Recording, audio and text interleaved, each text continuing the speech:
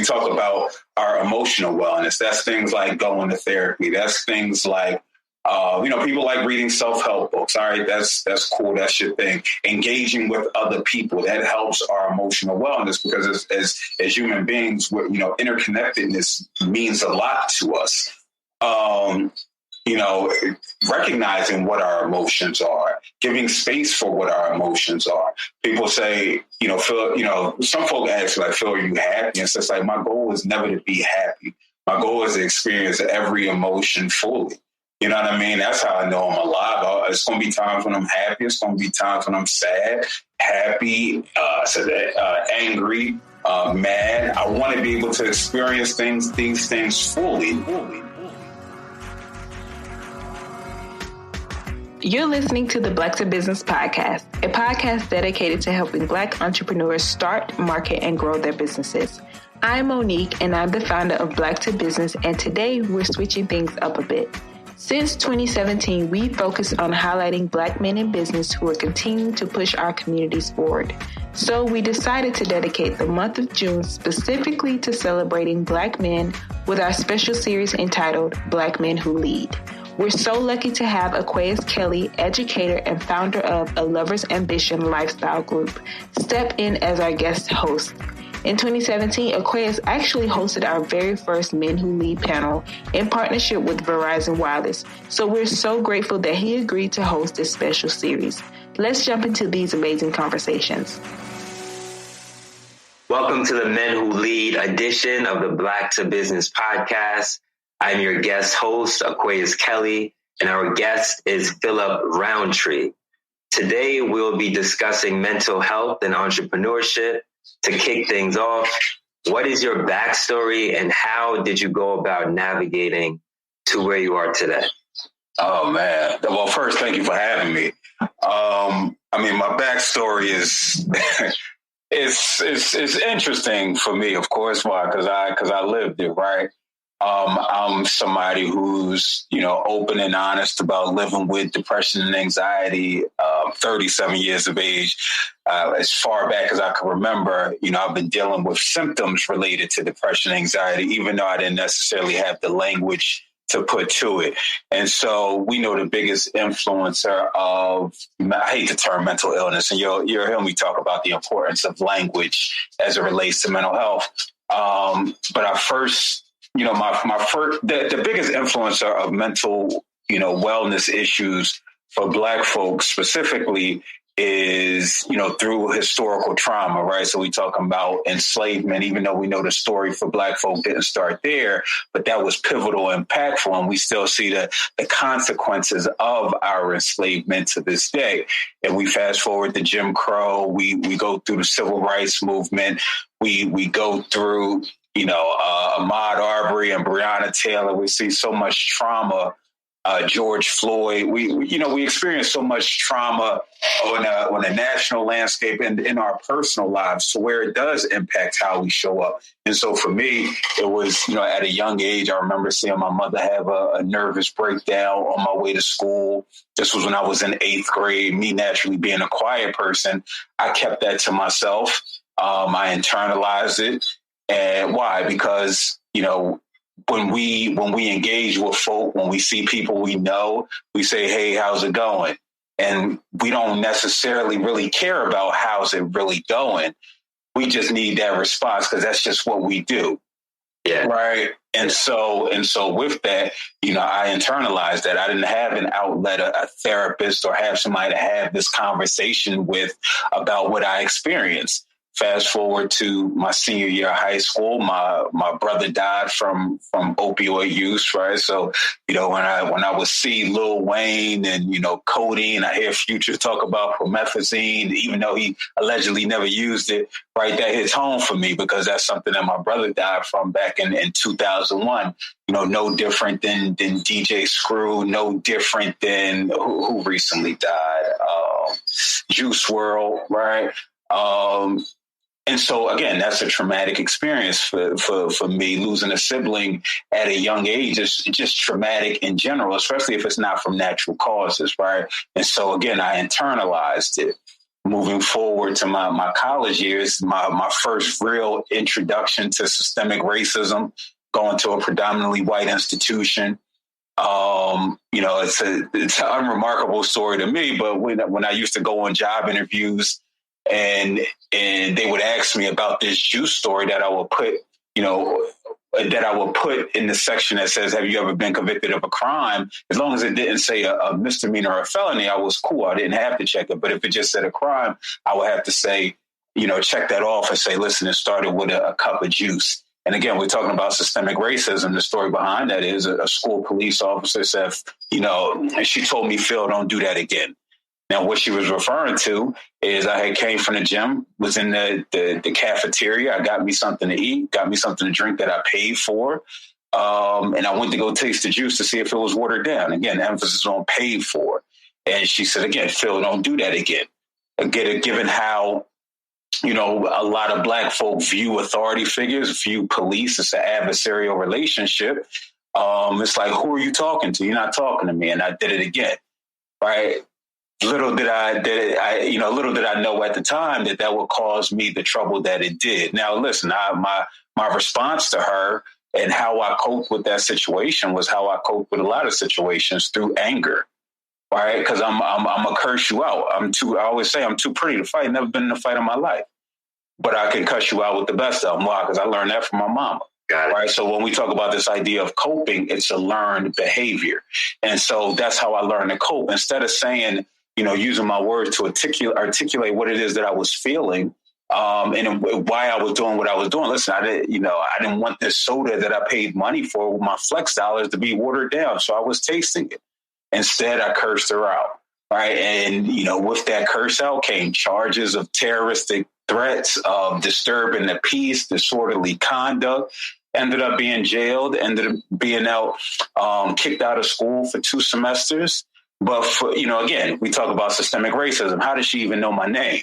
Right. But when you Black and you go to a predominantly white institution, it's only a handful of y'all. It makes sense. I think they had a list or something of all the Negroes that was on campus. Yeah. I'm going to ask, how does she know your name? Because I remember you telling this story. I heard a few of your interviews. I'm like, how did the officer know his name? Did they have a prior relationship or something? What was going on there? No, never met her a day of my life, right? I mean, you see people around campus. You see the school police. Again, it's a school of it's a state school here in Pennsylvania, roughly 8,000 people or so. But again, it makes you, the questions that I have now that I didn't necessarily have to articulate at the age of 19 and 20, right? Like so many of our young Black and brown boys, that they, these types of experience, they don't necessarily have the language to ask these questions. Like, well, wait, why would you even, first, how did you know his name? All right. First, why is this considered stealing? But again, when you don't have anybody there to advocate on your behalf, and it's you against the system, right? This is just what happens, and so for me, I looked at it as a wake-up call. I had to do 2 weekends in jail as a result of it. Again, I was stemming from a cup of juice, right? And so I could laugh at it now, but it's a reality. It's my life. It's a part of this story. It's something that resonates with folk. I wish I could do it all over again. Yeah, I'm not one of those people that say, oh, I wouldn't change anything in my life. No, I would change some things. Yeah. You know what I mean? And so that would be one of them because, I don't want to have to go through that. I don't think anybody should. Yeah. But again, that was influential for me. I ended up, because I wasn't necessarily taking college as serious as I probably should have. But once I got kicked out, it was like I went to community college for 2 semesters. I petitioned to get back into that same school early because I was supposed to sit out a year. I only had to sit out a semester. And I came back and I ended up graduating. But what was pivotal about that was an individual, he's an ancestor now, Dr. Cambone Camara. He was that Black person that was that Black professor that was on campus that always wanted to talk to you. You know what I mean? He's like Lawrence Fishburne in Higher Learning, right? When, Omar F's character really didn't want to be bothered with him. You know what I'm saying? But I still end up engaging with him, not only as him being my professor, but him just imparting knowledge on me. And so he said, Phil's life would change to get something and to keep something. And that's something that I think about to this day, every day, and something that I talk to when I work with, individuals within the mental health space, because for me, how I was coping wasn't necessarily allowing me to thrive in life, and we all deserve, especially Black folk, it's our inalienable right to thrive in our existence. You know what I'm saying? And so for me, that was, really getting on this journey to learn how to cope better, to work on and do different things to help minimize the symptoms of depression and anxiety.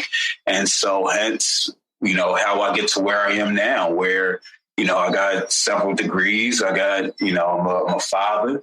I'm a partner. I'm so many things, right? And it's all a part of just this journey of life.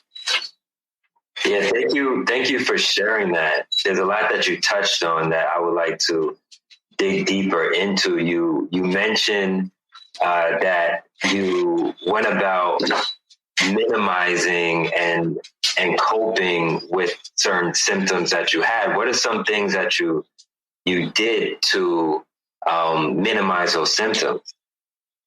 Well, I mean, I don't even know if it was intentional, right? Or if I was just, it was just something that was unconsciously happening where, I wouldn't necessarily, I have an interesting relationship with drinking, all right, with alcohol. And so I started drinking when I was in college. I wasn't necessarily drinking in my eyes, to mask anything. But now when I look back, was I drinking at times to mask some anxiety when I would go to parties because I had low self-esteem, right? Would I, I don't want to be the outcast. So, even if I didn't feel like drinking, I would still have a drink. And so, again, this is something that I've been working through up until present day. I haven't had a drink in, I think it's like 166 days, something like that. And that's, it does. I appreciate it. But, for me, it's just, it's not never to say I'm not going to have a drink again. But again, it's just sometimes we just got to redefine our relationships with things and evaluate, the impact that it's having on our lives. You know what I'm saying? And so I look at alcohol, and not to say that I'm an alcoholic, but it's the difference between alcohol use and alcohol abuse, right? And so it wasn't alcohol abuse where I'm drinking every day, but alcohol use is, my thing is, listen, why am I going to go somewhere and have one drink? What's the point of that? You know what I mean? If my homies getting fried, everybody fried where I'm at, why aren't I getting fried? You know what I'm saying? And so that's what we talk about, alcohol use issues, right? And so, and just my personality, it's either all or nothing. You know what I'm saying? And so, but for somebody who's not aware of what they're experiencing, if they aren't aware that they live with depression and anxiety, they don't recognize that alcohol is a depressant, or maybe they do, but they're not necessarily keeping tabs on, okay, how am I feeling in this moment? How am I feeling the next day? How am I feeling 2 days after? Because we know it's going to magnify, right, whatever it is that we're feeling. So if we're, not to get too scientific, if we're talking about serotonin levels, right, alcohol might make you feel good. It rises up past baseline, right? So it takes you up a little bit, but that next day and day after, it's taking you below where you already were. Mm-hmm. You know what I mean? And so that's why people do feel gloomy, feel sad. And a lot of people, okay, I need to have a drink today. And this becomes a cycle. And so, so that was one of the things that I guess I could say I utilized to cope. Isolation was big for me. It still is a big thing for me. I prefer to be in the crib, you know what I mean? Which is, coming off a pandemic, right? Everybody was upset about the pandemic. I wasn't necessarily upset because it's like, this is how I learned how to cope. You know what I mean? But what does that do? That influences relationships, right? Friendships, because you're not out and about engaging with folk. We were talking beforehand. I said, my phone, I ain't had my ringer on my phone in about 5-10 years. You know what I mean? Because I don't really necessarily like to be bothered. It's just because, again, I'm so used to being with self, right? And being up in my head a whole lot. And again, this is how we cope when somebody who has depression, anxiety, and this is a symptom of it, but you perseverate on different thoughts for long periods of time, which, again, if you're trying to, be a part of this world, it can negatively impact you. Yeah, I definitely resonate with what you said, because like yourself, my phone is always on silent. And I manage that because when I do need to correspond with someone, for example, prior to hopping on, I know that I have to correspond with Monique as it pertains to connecting with you. So that's when I put my ringer on, because I can manage that inflow. I can manage the beep. I can expect it. But when it comes to replying or just hearing chirps throughout the day, I can't deal with that. It interrupts my flow. So I'm the exact same way. Like, I literally operate with my phone on silent. I do have a calendar, and I know that you mentioned in some other interviews that, you're not really the calendar type either, right? Well, I mean, it's like, I'm not a fan of, so I'm in a doctoral program, right? And, my cohort, they're in this group meet. It's like 12 of them. You know what I mean? There's no way in hell I'm having that on my phone. Yeah. You know what I mean? Just because I don't need that access. And when we talk about this idea, and so what I think you identified was something that was healthy, right? It's like, listen, if I'm trying to be productive, I need to have the notifications, turned off on my phone, because otherwise we'll be in our phones all day. And that's sort of like email. Like, if you go to, I haven't had a traditional 9-to-5 job in some years. You know what I mean? But there were days where I would just go in and just be in email all day. You know what I mean? Because you can do that and it allows you to, it distracts you from what it is that you need to get done. And so, having notifications off in order to be productive is a good thing, right? But when it's off, so you can avoid people and avoid engaging with people, that's when we got to say, okay, I am a therapist as well. And so, okay, what's the underlying issues that's taking place here that we would ask? But yeah, I'm not a fan of having things like, I have a calendar on my phone now, fairly recent, that notifies me of things. But, all the notifications from my apps are turned off because, again, I don't need that in my life. Likewise. And it seems like you hinted to different layers of the kind of mental management, I would say, in regards to differentiating healthy mental management from mental management that may not really be so healthy. It takes us down more of a isolated road. Not to say that isolation in itself is always bad, because again, I am very much an independent person. I need my space. That's something I know about myself. I need my space. I like to wake up early. I need time to think. So typically I do operate pretty isolated at times. However, a balance is also necessary when it's healthy to be social. For sure. Speaking about different dimensions and layers, I want to get into Quadefy, right? Okay. Can you tell us about your company, Quadefy, how you went about founding the company, the purpose and mission behind the company, and what it is you're looking to do in regards to how you contribute to society and just the mental health community, mental wellness community? Yeah, well, I'll first say I don't give a fuck about society. Excuse my language. I don't know if I'm allowed to say that on here, but I that's not my focus. My focus is, Black folk. And that's what I'm centered on. I'm centered on Black folk. Now, I got white folk that I like, that I enjoy, that are good allies on probation, because I don't believe in the term ally. And I say that because, allies be one, upset this Black so-and-so gets on my nerves, or they act anti-ally-ish, right? And then they right back on the other side. So that's why I always use the term ally on probation. But yeah, my business, everything that I do is focused solely on Black folk and, this struggle towards liberation.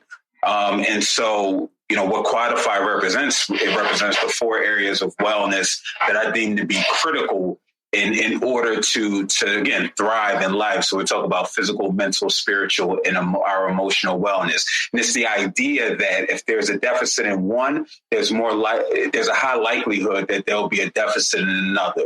So think about when we're sick, we might not be feeling our best. It can take an emotional toll on us. Right. And so if we ratchet that up to, Black men and Black women, are most susceptible to heart disease. I live here in Philadelphia. The average, the life expectancy for Black men in Philadelphia is 69, which is the lowest out of all groups. Right. And so we're talking about all these factors that impact their physical health.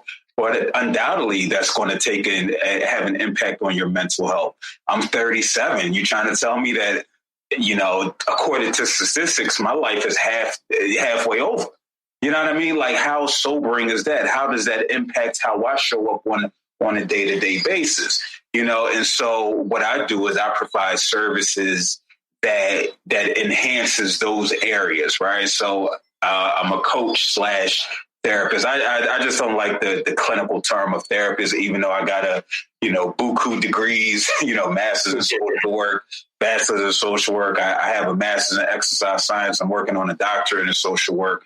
I just don't, I try to stay away from just clinical jargon because, again, I'm worried about engaging the people. And yes, if I'm around, those type of folk where I need that in my lexicon, right? I need to use that clinical jargon. I definitely can. But when I'm talking to the people, right, it's just like I don't necessarily need to go through the symptoms of depression and the duration and frequency of intensity. I just tell folk, listen, how are you feeling? If you don't feel right, then that's enough. You don't need, for how long you've been feeling this way. You don't need, listen, if you don't feel right, that's enough to seek some sort of help. And so I offer mental wellness coaching, which again, it's therapy, but in a prettier package.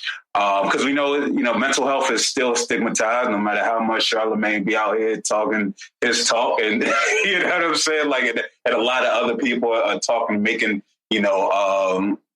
Instagram posts relating to mental health. That's all cute. You know what I mean? But it's still, overly stigmatized, especially amongst Black folk. I also offer physical wellness coaching. Again, I got a master's in exercise science. I'm a certified strength and conditioning coach. And so that's a component because, again, these are all interconnected, right? And so, then one of the main things I do is I do a lot of speaking on the topic of mental health, Black mental health in particular. It'd be the white institutions that'll bring me out to have this open and honest conversation. So, a few weeks ago, I was at Johns Hopkins University, a few weeks before that at Harvard and different places. I don't give a damn about the schools, honestly, and their prestige. Because again, it's more meaningful for me to go to a community center and talk to Black folk than it is to talk to white folk at Harvard. You know what I mean? Because again, my focus is on liberating Black folk and offering them permission to feel what they're feeling, and if they need necessary help, to get said help. Yeah, impact our people essentially. For sure. Yeah, facts. Speaking of reach, impact, I know you're heavy on social in regards to your posts, hosting podcasts, daily shows. Can you talk a little bit or even more than a little bit about that and the importance of wanting to leverage social media platforms to communicate a message? I don't even look at it like that, man. It's like it was a point in time when I started crying, and God bless the dead, forgive me for not even talking about the origins of Quadefy. Quadefy started in 2016. I started taking medication for depression and anxiety maybe about 2015, 2014 or so. And I had just gotten my mental health, under control. And this was January 2016. I woke up one day, I was, reading the newspaper on my phone because that's what we do these days. And, I saw an article that said, I believe it's 18, 19-year-old former boys Latin student Emmanuel Sloan dies by suicide by jumping in front of a train. And so it was something in me like, Phil, listen, you need to get out here and tell your story. Because what if Emmanuel would have heard, your story, if you would have gave him permission to feel whatever he was feeling and experienced at that time, he might not have felt the need to go seek something in the afterlife as opposed to what he could find here. And so Quadefy started completely as a result of Emmanuel Sloan and just the work that I do and continue to do. So I thought it was important to reference him because again, he's the reason why I get up every day. And then we just add more people to the list, as I go about my day to day. When I talk about socials is interesting. Like I'm not necessarily a fan of social media, but I'm there.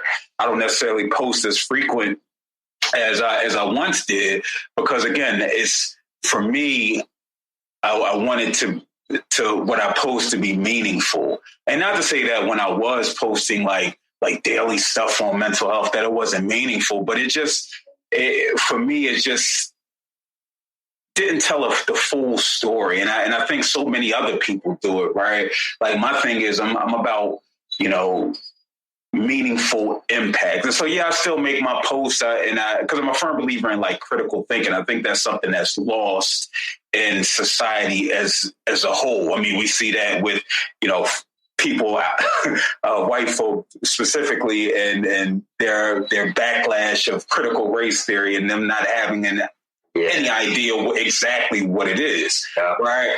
And so, because critical thinking isn't necessarily something that's pushed. I'm also a professor at an HBCU and a white institution too. So critical thinking, especially now, is even more important than ever to me. And so anything that I post is to promote thought. Some call it provocative, right? Because some of my takes might not be what the masses are saying. You know what I mean? Because I don't necessarily believe in black and white. I believe in, there's gray. There's a lot of gray. And if I'm honest, there's gray, there's purple, there's blue. Because again, nothing is black and white out here. And so with that, I started the hashtag You Good Man Men's Wellness group. It started as a group first here in Philadelphia at Uncle Bobby's Books and Coffee, that's owned by the brother Mark Lamont Hill. And because that was something that I needed. I wasn't used to having conversations about my wellness with other brothers. It was typically I would call my women friends and talk to them and emote and have these conversations. But I would actually end up on a call by a homie, his name Rashawn Miller, based out of like North Carolina. Never met him in real life, right? But we've connected just through this, and the mental health space of social media, where I think it's a good thing where you can find community. I do think social media is an asset in that regard. You can meet dope people doing amazing things. And he has something called Locker Room Talk. And I called, it was just him and like two of his homies just checking in on each other. And I was just so gung-ho, like, yo, I've never had this, but I knew it was needed, especially here in Philadelphia. All right. And so, I started having this group and, celebrated a couple years in. And then it was like, all right, how about a podcast where I could just have conversations with brothers and, no matter how you identify, right, because it's important that we have conversations, even though we live in a patriarchy, even though we know misogynoir is super heavy out in the world, we still need spaces for us to have conversations. So that started the podcast and the men's group. I also have Rhetorically Speaking, which was birthed last March. I was unceremoniously fired from talk radio here in Philadelphia, but shout out to Word Radio. It was an amazing opportunity because I never had an idea of being on radio, hosting a show for 4 days a week for 3 hours. And they just brought me off the street like, yo, here, do this. And I did it for a couple months and I thought I did it pretty well. And it was just like, you know what? Voices like myself and other folk who weren't scared of the backlash, who are not scared to offer, opinions that the masses, might not embrace. Like at this stage of the game, and I think this is a part of just this mental health journey and learning self. Like I don't care what folks say. at this point. I'm lying. We all care. But when it comes to my opinion on things, because I am so thoughtful, it was just like, listen, I might as well do this show. We in a pandemic. And we know, folk, they like what you produce in the pandemic, which is the stupidest thing that you could ever ask somebody, right? Because survival is the number one thing out the pandemic. But I was able to come out with a show on my own, on my platform, and learning how to use some different stuff on my computer. So that's pretty much, the origins of those. Got it. And I want to touch on critical race theory for a minute, only because I am a 5th grade teacher, and I know that critical thinking is important. And I'm grateful to actually work in a district where we are practicing and pushing for anti-racism and social justice, etc. So when it comes to critical race theory, like what are your thoughts on that? So I always even as it pertains to and connects to mental wellness and wellness in general. Yeah. And so it's interesting because I've done, some preliminary work in doctoral program and utilizing critical race theory and just some intervention ideas that I had when it comes to, ways to engage Black men.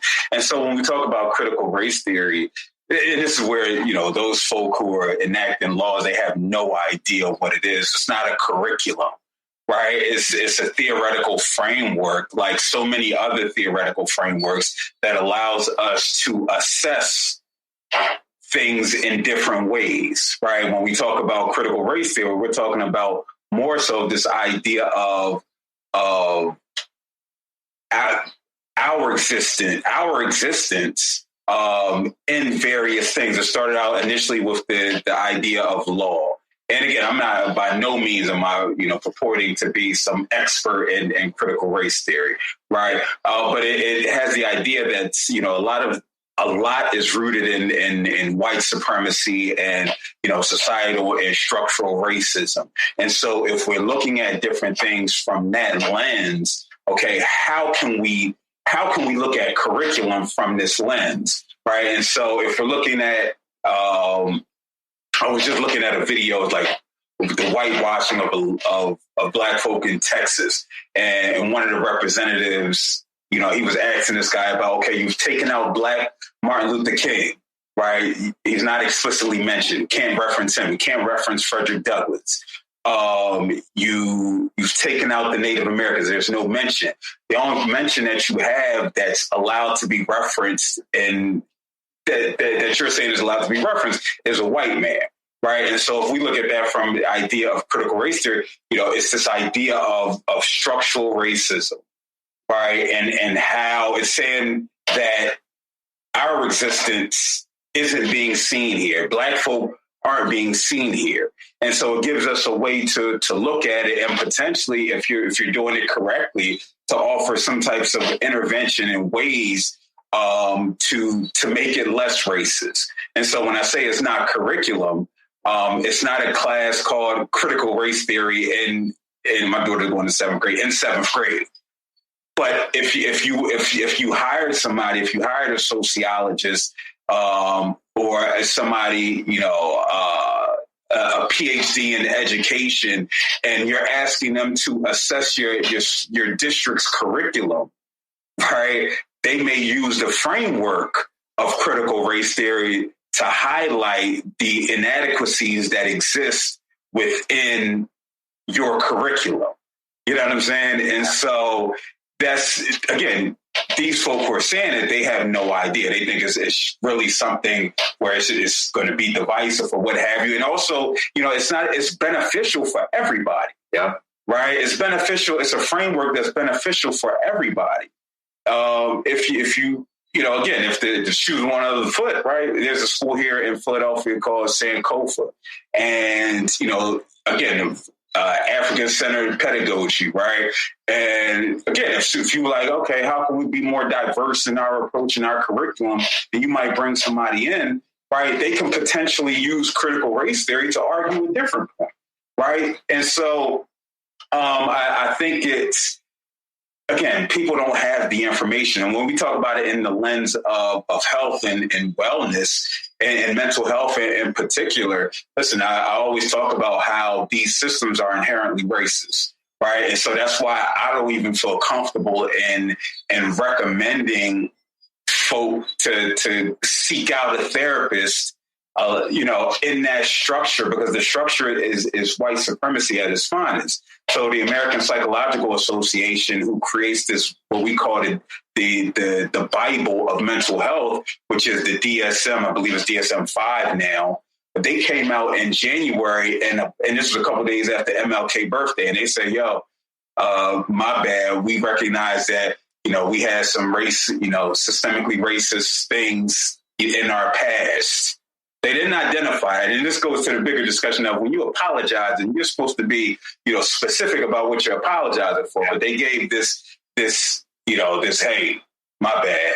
You know what I mean? And so I'm sitting there reading it like they're not talking about how for centuries, how, they're trying to justify why slavery was important, or trying to justify why Black folks should get menial jobs. And if they don't want to take these menial jobs, then something's psychologically wrong with them, right? They don't want to have these conversations. And so what critical race theory would do, this would take a look at the DSM and assess it using that framework. So there's nothing in the DSM related to race-based trauma and a diagnosis. How does that happen in all this anti-racism talk that's going down? Yeah. Right. Again, it's the ignoring of experiences. And it's because whiteness is the standard, and whiteness is the standard in all of these institutions. I'm a social worker, and, I look at my profession, again, inherently racist, white folk. Again, we could go down a long rabbit hole, but I look at, this is being an inherently racist profession. Why? Because we look at foster care. Who's predominantly in foster care? Black and brown kids, right? We look at the standards of living, the standards of parenting. Who is making these decisions? It's coming from this Eurocentric whiteness perspective. And so, again, when we talk about critical race theory, it all, if we took it again as a framework, along with other frameworks, because you don't just use critical race theory by itself.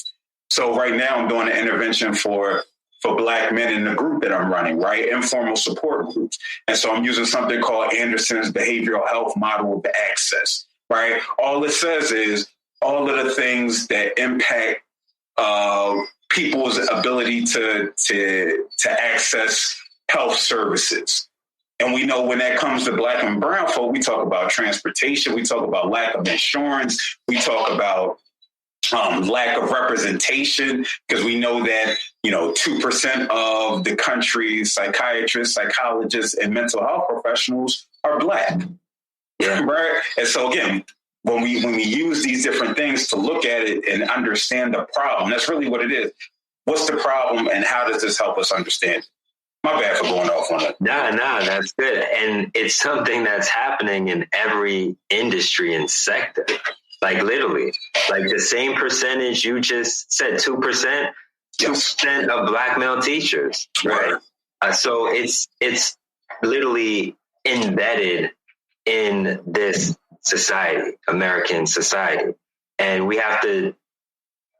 there's so much work that has to be done, man. I'm sure that we both know this. Oh, for sure. That's why it's important to have guys like you in your space, guys like me in my space, and guys like us in every space, right?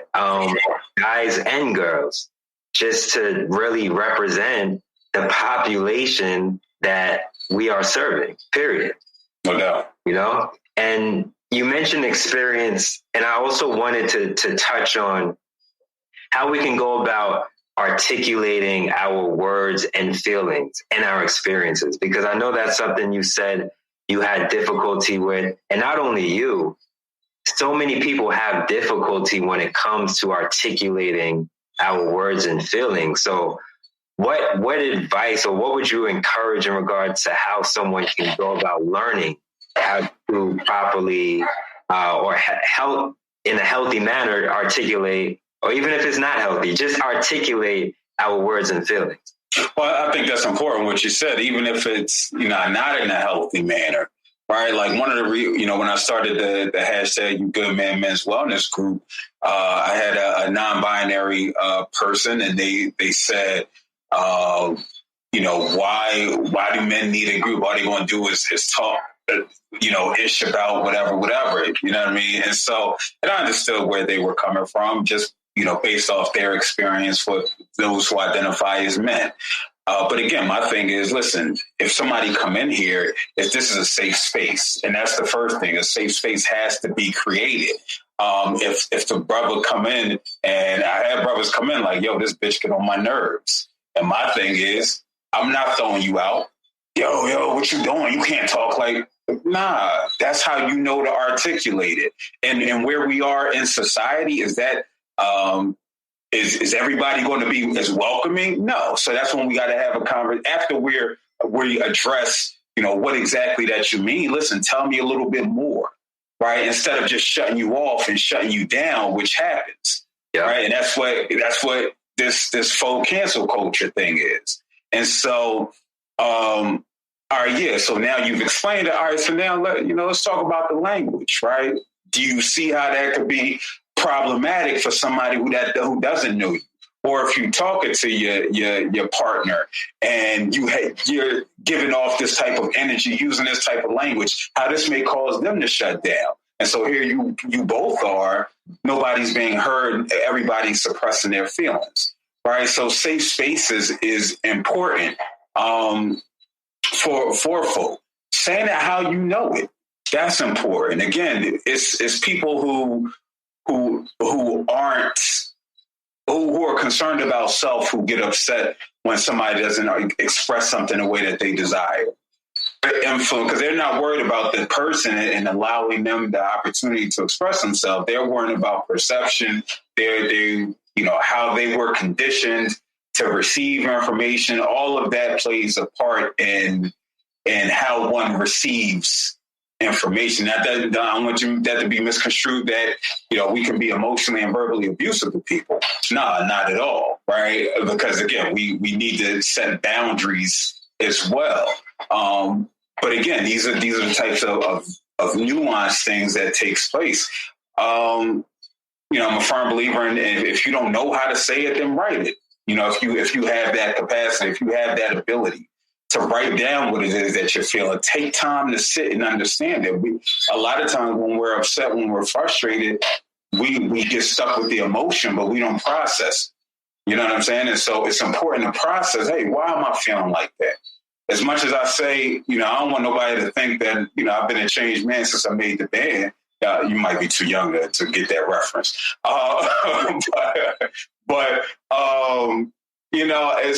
Listen, critiquing me and offer, if I get frustrated, listen, I'm not gonna say it's not a pretty sight, but I shut down.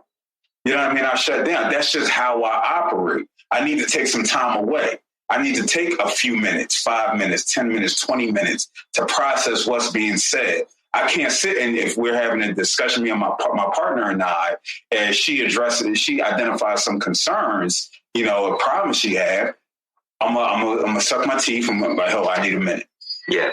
Because I need to go sit and process. That's why I thought what Jada and Will said, not their entanglement thing, which is interesting in itself, right? But, how they said they handle issues. Listen, no, we talked earlier about, listen, if we got problems, you know what? We're going to go take 15 minutes. We're going to go take time. We ain't going to even try to address it when we upset because nothing is going to happen. The only thing it's just going to be volatile. Yeah. And so that's when we're talking about our intimate and interpersonal relationships. Again, finding people with whom you do feel safe around. You know what I mean? And having conversations. I know it's a couple brothers who I've met in the last few years, who I feel comfortable in having conversations with because we connect on that emotional level. And so finding tribe helps. And again, that's where social media comes in, because if you want a Facebook group, it's a Facebook group for everything. You know what I'm saying? So if you want to, if you like playing 2K, butt naked, it's a group for that. You know what I mean? And so but you can find your tribe, and that's so helpful when you are trying to when you first want to be expressive, you want to get some things off your chest. And again, therapy is helpful. I talk a lot about, how I hate this system of mental health, but still, talking to a therapist is ideally a non-judgmental place for you to just say what it is that you're feeling. But again, you just got to learn how to talk. Right. And it's because especially Black folk, I talk about it with my daughter, started from an early age. Like, I would never tell her because I said so. Because all that does is stifle her voice. Yeah. Right. And so I want her to be able to say, oh, listen, why do I have to do that? I'm going to explain it to you. You know what I mean? Now, I'm not going to explain it 4 times, but I'm not going to say because I said so. I might just stop talking. You know what I mean? if it's not necessarily getting through, you know what I mean? But she always has the ability to say whatever it is that she's feeling, especially little Black girls. They don't get that opportunity to do that. Little Black boys either, but until they start acting out in anger and rage, or start, using maladaptive behaviors to express themselves. Yeah, you're absolutely right. And like yourself, I'm big on reasoning, right? If I'm sharing something, there's usually a reason and the story as to why I'm doing it. And when we can understand the reason and story behind something, even when dealing with other people, it's like, all right, now that I understand this person's story, I see why they operate the way they do. Just making the time to understand someone's story. So you touched on a lot. Writing, I think, is essential as well. That's just one creative outlet. Finding our tribe. And you also mentioned a safe space. And when I heard you say that, it made me think back on something I put out a while ago in regards to the truth, right? It's kind of like we have to earn a certain space, because if we can't manage being told the truth, right? Someone tells us the truth and we get upset, we get angry. That makes someone never want to tell us what's really on their mind again. But the more we can actually manage that, the more of a comfortable space we create for other people to then open up and share with us. Right? Sure. What are some other ways that someone can go about just creating their own space of being in mental shape, mental fitness? Because I know you mentioned getting into running recently and different things that you've done to shape yourself. Yeah. What are some things that have helped you, and what are some things that you feel may even be able to help others? Word. So, I mean, for me, strength training has been like, I don't want to say a savior of mine, but, something that I've utilized since the age of 16. And so it's a way for me to not only work on my physical well-being, but also psychologically. It builds up resilience, mental fortitude, and what have you. So strength training has been big for me. I got into running last few years. I take some months off every now and then. But running, again, we want to have multiple things in our tool belt. And I think that, with the pandemic, it revealed that a lot of people in their coping tool belt, that they don't have, the requisite things needed to be able to continue to function at an optimal level. Right. And so that means things like, and I usually try to look at things through the quad. And so when we talk about our emotional wellness, that's things like going to therapy. That's things like, people like reading self-help books. All right, that's cool. That's your thing. Engaging with other people, that helps our emotional wellness, because as human beings, interconnectedness means a lot to us. Recognizing what our emotions are giving space for what our emotions are. People say, Phil, some folk ask, like, Phil, are you happy? And so it's like, my goal is never to be happy. My goal is to experience every emotion fully.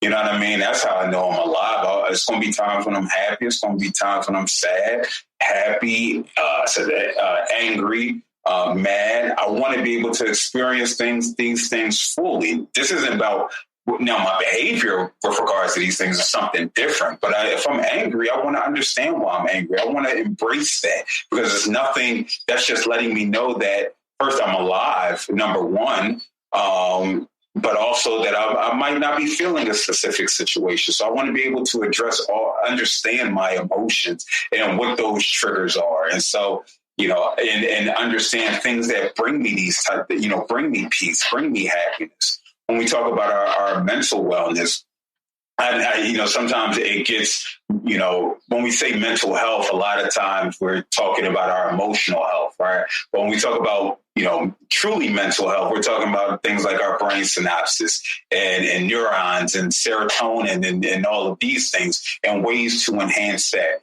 And we're talking about doing something new. During the pandemic, I bought a trumpet. I had about 5 or 6 lessons. It was difficult. But what does that do? That challenges and stimulates my brain.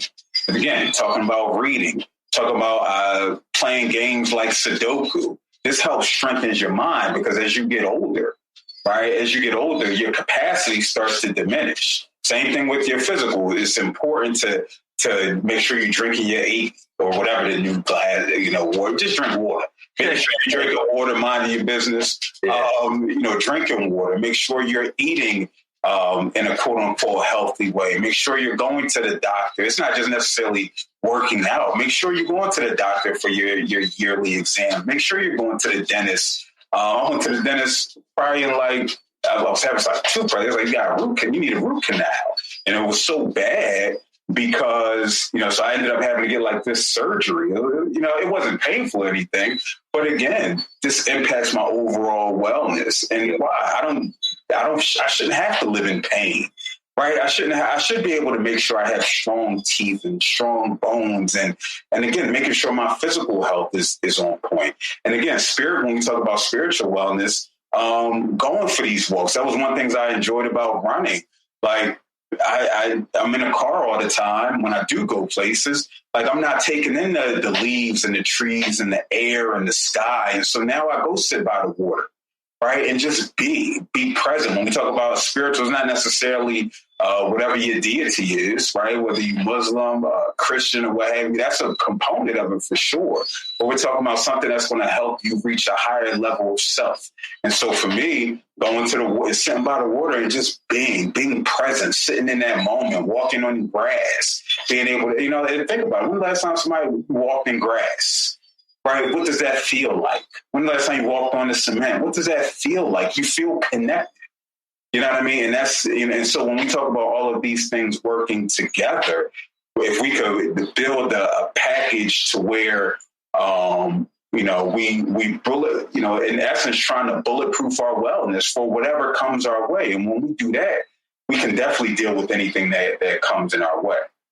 You're definitely right about that. And I appreciate everything that you mentioned. You dropped a whole lot of gems, man, especially the part where you mentioned not wanting to be happy because you actually want to understand your emotions. That's super deep, super essential, and super necessary. So I thank you for that. And as we begin to bring things to a close, what are some resources that you would like to share with others, some resources that have helped you to get where you are as it pertains to books, documentaries, movies, podcasts? What are some resources you would like to share with our community? Word. When we talk about therapists, I don't recommend therapists. And I'm just saying that because I'll get a lot of time. Do you recommend me a therapist? I don't know how people operate, man.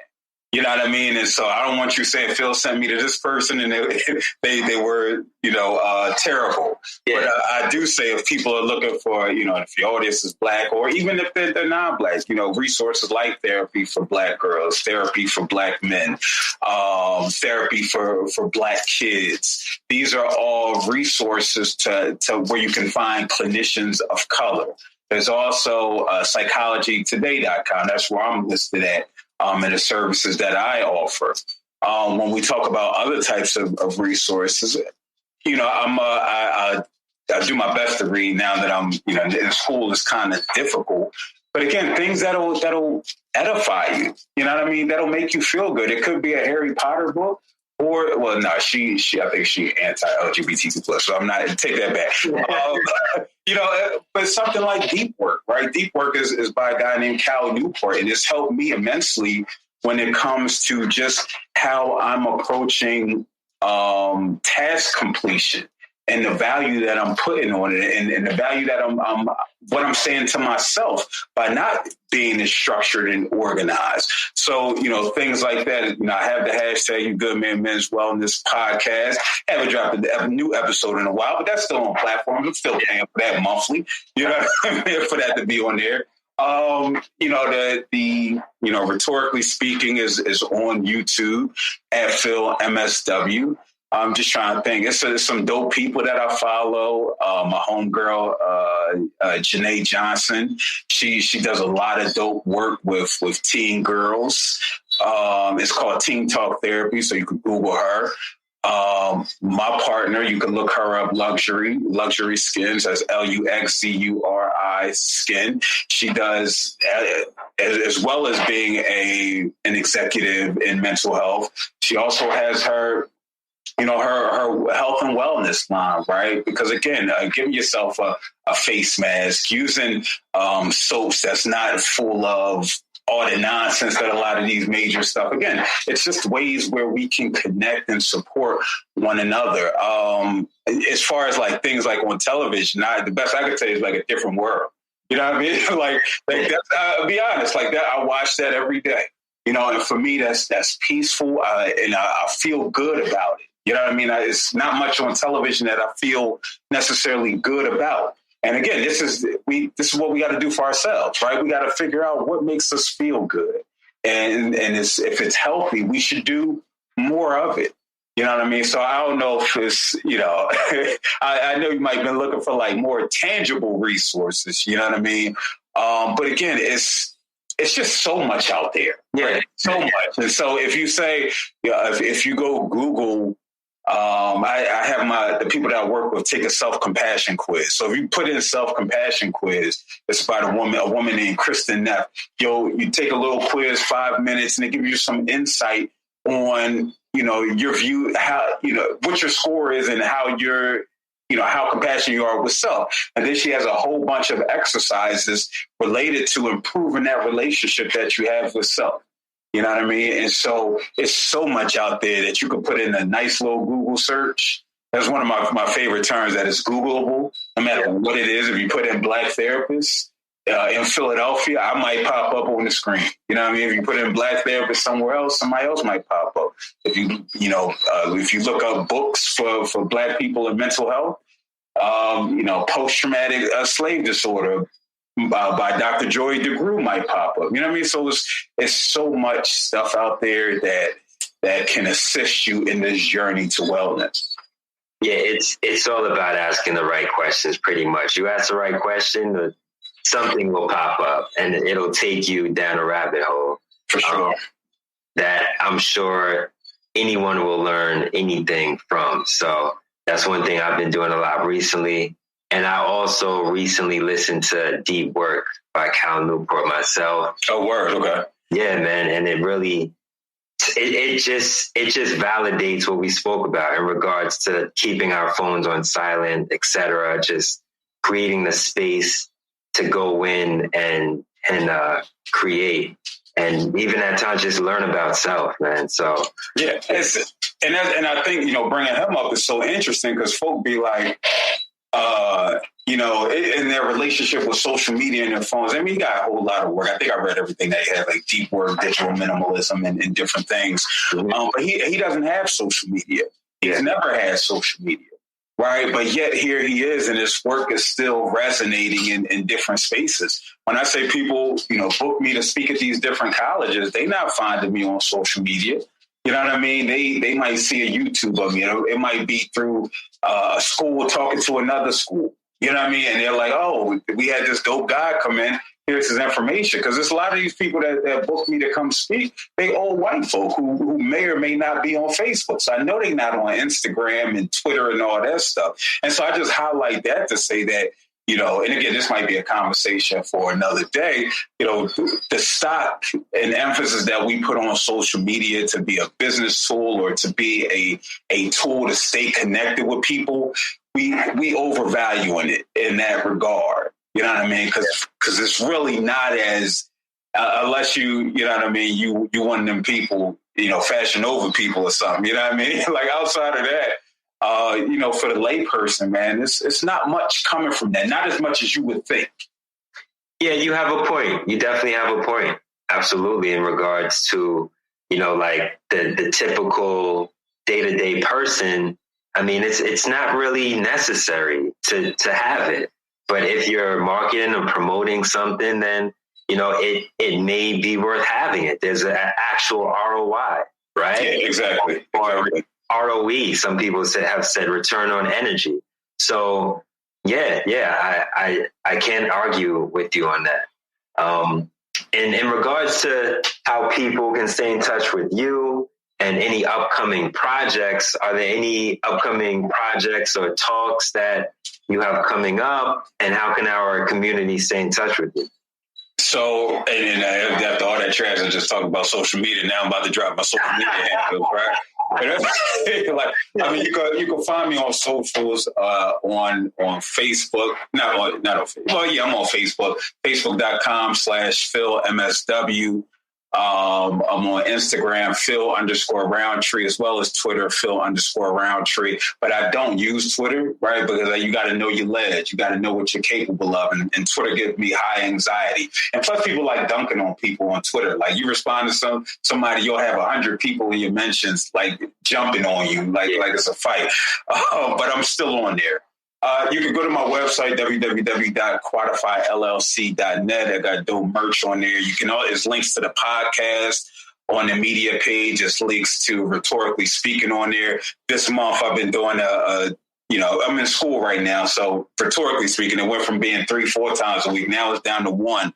But this month I've been doing a series for an amazing, and I can't overstate it, amazing organization, Black organization here in Philadelphia by the name of Philadenko. It's a dance organization. It was started, about 40 years ago by an amazing woman, Joan Myers Brown. And again, Black folk in dance, and they danced all over the world. Alvin Ailey, just so many dope folk that've been a part of that. And so, COVID has impacted everybody. And so they're having a virtual auction taking place on June 27th. And that's, you could go to philadenko.org to see how you can participate. They had some amazing owners who have donated some of their artwork. And so last week I had on an individual by the name of John Dow. He's professor emeritus at Temple University. And, I had him on having conversations about just his photography. He has one photograph. It's cotton, but it's so impactful because it talks about the ancestors. And then when you hear the stories behind it, he was here at the train station. Again, professor emeritus, so his seat is cool, right? He's tenured, he's cool. He's talking about being at 30th Street Station here in Philadelphia at the train station, just trying to take some pictures, and he had the police running at him. Mind you, he's 80. He had the police running at him, telling them to stop. Mind you, he's already had permission, and so it took, I believe, a white woman to get him in the middle of it as they were running up to him. You know what I mean? And so he has these stories, and we talk about them on Rhetorically Speaking, which you can hear on on YouTube at Phil MSW. But again, this is oral tradition that's lost thanks to things like Google and what have you, because people don't necessarily sit and have conversations with folk anymore. And so here, Joan Myers Brown, she's 91. And looks amazing, and still has Philadelphia as the preeminent black dance, and just dance in general in the country. And so, I have, different people on just talking about art and activism and what that looks like for Black folk on this journey towards liberation. So you can check that out on YouTube at Phil MSW. Again, make sure you hit subscribe. My daughter, she's in private school, so I think about 30 years, if I do things correctly, I can monetize off YouTube, about 30, 40 years, you know what I mean? So. Well, most definitely. And thank you for sharing that. And lastly, the last question on the Black to Business podcast is, if I was a business owner wanting to work with you, how would you help me? Listen, I mean, it's when we talk about that, I do consultations, I do business evaluations when it comes to things related to mental health. So we're talking about programming. We're talking about having me come in and talk to staff. I do that a lot, where I come in and talk to staff about their wellness. They don't know what I'm about to say when I get there. I let them know, listen, man, you got to take care of yourself, because, if something happens, they're going to replace you. You know what I mean? But they recognize and they feel that, because they too feel replaceable, right? And so when we talk about having these authentic conversations, that's what it is, right? It's not to demean anybody. It's not to devalue anybody or an organization. But the goal is to have folk to thrive. And what happens when people feel good and people feel like they're thriving? It's represented in how they work and how they show up to work. And so, we have these types of conversations and trainings related. I was school district brought me in to have a conversation about, toxic masculinity. And I'm not a fan of the term, right? But I know that in overall society that term is used. I look at it as, what does it mean to be a healthy person, right? What does it mean to be a leader? Because that's what we're talking about when we talk about, these masculine and quote unquote effeminate tenets that impact how we show up. How can we be human? How can we be whole? And so having these types of conversation and how that impacts and shows up in the workplace, these are just some of the things that I do. But again, quadefyllc.net. And get you a list of the various talks and topics that I do discuss. Awesome. Phil, it's been a pleasure. Thank you for joining us on the Black to Business podcast, Black Men Who Lead edition. And we're looking forward to having you again and continuing to see you impact our Black people, man. It means a lot. Oh, no doubt. I appreciate you. All right, man. Peace. We truly hope that you enjoyed that conversation between two powerful Black men. Be sure to check out our website for complete show notes and resources mentioned during this episode. I also want to share that we've partnered with The Creative Brother to curate our 2021 list of Black men inspiring in business and in their communities. Visit blacktobusiness.com/Black Men Who Lead to view our list of 30 Black men changing the face of entrepreneurship. Let us know if you're enjoying this series by rating the show on Apple Podcasts. Until next time.